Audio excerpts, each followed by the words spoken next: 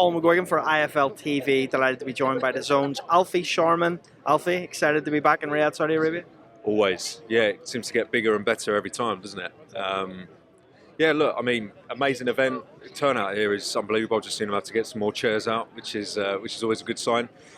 Yeah, great to be here. Amazing fight of the year in terms of potential, but also magnitude. So yeah, great time. Just tell us a little bit about this show being on Dazn. Obviously, in years gone by, it's always been TNT Sports. It's been kind of where Tyson Fury's home has been. Yeah. Now he's on Dazn. Talk to me a little bit about that and the plans going forward as well for Dazn and these big fights with Riyadh season. Yeah, well, look, I suppose testament to our relationship, obviously with Riyadh season, co-exclusive with TNT and Sky, obviously in the UK, and yeah, I think obviously there's a lot of value to Dazn being as part of this in terms of our kind of broader reach globally. But yeah, I mean, it's only fitting to have one of the biggest stars in boxing on the global home. So yeah, good for us. Good. Obviously, I haven't got speaking to you since you've announced that Frank Warren and Queensbury will be coming across in April. Talk to me a little bit about that, and was that a long drawn out process or something that was quite easily done with everything that's going on? Well, it's quite easily done, but it took a bit of time, obviously, to make sure that it's a commercial venture, of course, so we need to make sure that everyone is comfortable, everyone is in a position to move forward, which we were, and obviously it's not till April 1st.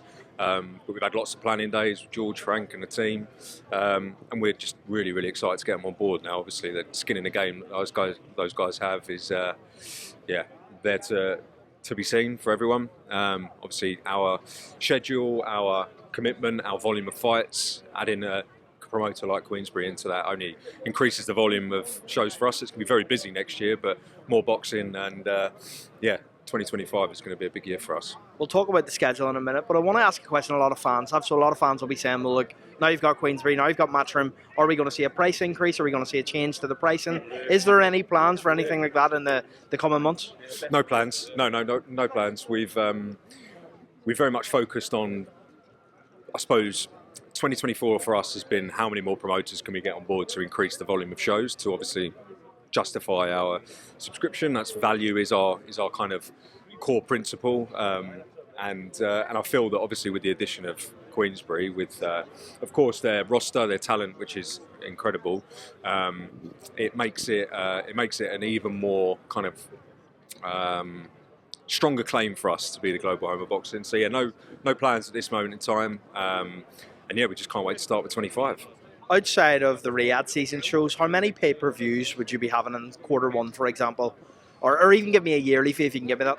We don't work like that. We don't work. Outside of Riyadh season, is there going to be pay-per-views per Queensbury, Matchroom, or is it likely to be just the Riyadh season shows? Yeah, there will be. There will be. Obviously, you've seen with our work with PBC, with Canelo this year. Obviously, I had Haney Garcia.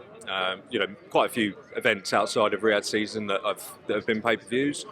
As always, if you look at last month, I think we spoke, Boots Ennis, pay-per-view star, part of your subscription, Bam Rodriguez, obviously huge star.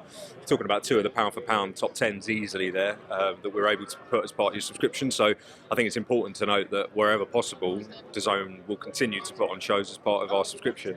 But look, there will be pay-per-views. We've got some of the biggest fighters in the world. So outside of Riyadh season, let's see. But obviously you had Latino Night, which also was a Riyadh season show and not a pay-per-view. So it's very hard for me to tell you where we're at the moment. Our core is to make sure that there's value and volume. Sometimes commercially events have to be pay-per-view to make them happen.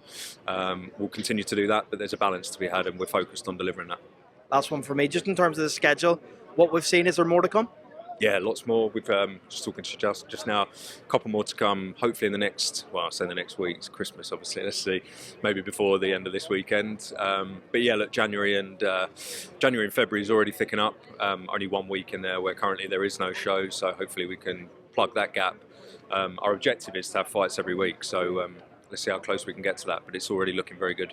Turkey's been quite vocal, and I asked him yesterday about it. He said he wants Tyson Fury to win. He wants to make the trilogy. How do you think this goes on Saturday night? I find it very hard to see past Usyk, if I'm being completely honest with you, just given his, obviously, his skill levels, but his focus is just being here, it's palpable. Saying that, Tyson yesterday was a different Tyson, that I've seen. I don't know him personally, but I've followed a lot of all of his career. So I don't know. I don't want to sit on the fence, so I will say Usyk, but my heart. I'm trying not to sound like Eddie here, but my heart does want Tyson. And for the zone, you want Tyson as well, because then it gives you a trilogy, right? Everyone's happy at the zone as long as it's a great fight night. Alfie, Sharman, appreciate your time. Thanks, Cheers, mate. Colin. Thanks a lot.